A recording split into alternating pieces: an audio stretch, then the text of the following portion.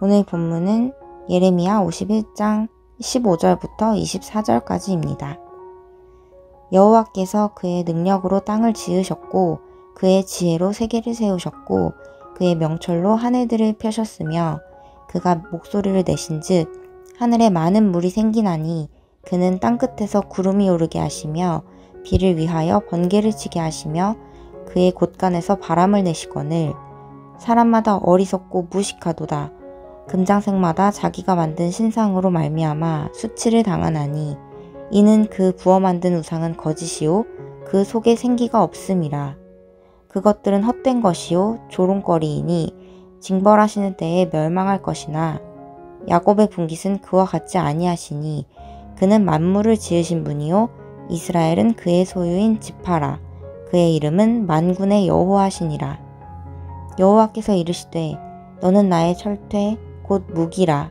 나는 내가 나라들을 분쇄하며 내가 국가들을 멸하며 내가 말과 기마병을 분쇄하며 내가 병거와 병거대를 부수며 내가 남자와 여자를 분쇄하며 내가 노년과 유년을 분쇄하며 내가 청년과 처녀를 분쇄하며 내가 목자와 그 양떼를 분쇄하며 내가 농부와 그 멍에 소리를 분쇄하며 내가 도백과 태수들을 분쇄하도록 하리로다.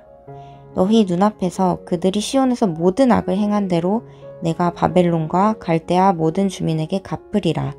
여호와의 말씀이니라. 아멘.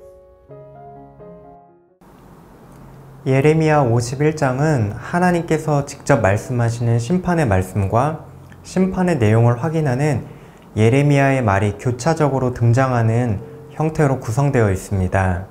오늘 본문에서는 15절과 19절 이렇게 예레미야의 말이 먼저 등장하고 20절부터 24절이 하나님께서 직접 말씀하시는 심판의 말씀입니다. 15절부터 19절에서는 만군의 여호와 하나님을 창조주 하나님으로 고백하는 대목이 나옵니다. 우리 하나님은 만물을 지으시고 섭리로 다스리시는 유일한 창조주 하나님이시죠. 그러나 사람은 타락한 이래 하나님이 지은 피조물들로 저마다 하나님을 삼아 우상을 만들고 섬겼습니다. 눈에 보이지 않는 하나님 대신 눈에 보이는 우상을 섬기는 것으로 마음의 거짓 위안을 삼았습니다. 그러나 예레미야는 분명하게 말하고 있습니다. 이런 우상들은 거짓이고 그 속에 생기가 없는 것이라고 말이죠. 이 시간 오늘 본문 말씀을 통해서 우리 창조주 하나님과 우상들 사이, 특별히 바벨론이 섬기는 그들의 우상 사이에는 어떠한 차이가 있는지를 함께 살펴보겠습니다. 앞서 50장 말씀에서는 바벨론이 신으로 섬기는 무로닥이 나옵니다. 우리나라의 단군 신화처럼 바벨론에도 무로닥과 관련된 창조 신화가 있는데요. 에누마 엘리시라고 부르는 긴 서사시가 있습니다. 내용을 간략하게 요약해보면 이렇습니다. 여러 신들 사이에서 전쟁이 일어났는데 가장 높은 신의 자리에 있던 티아마트와 그 아래 있던 무로닥이 정면 대결을 벌입니다. 무로닥이 티아마트를 이기고 가장 높은 신으로 등극하게 되는데요. 이때 승리한 무로닥의 진영에서는 패배한 티아마트를 도왔던 다른 신들의 몸통을 잘라서 그 피로 인간을 지었다고 전합니다. 패배의 결과로서 신들의 진노 가운데 인간은 신들이 감당해야 할 어려운 노역들을 대신하기 위해서 노예로 태어난 것입니다. 이것이 바로 바벨론 사람들이 금장색으로 만든 신상을 섬기면서 자신들이 따랐던 정체성입니다. 우리 창조주 하나님은 인간을 지으신 목적과 인간을 바라보시는 그 시선부터가 다릅니다. 창세기 1장을 보면 우리가 잘 아는 것처럼 하나님께서는 인간을 노예나 하나님이 화가 나서 진노의 결과로서 지으신 것이 아닙니다.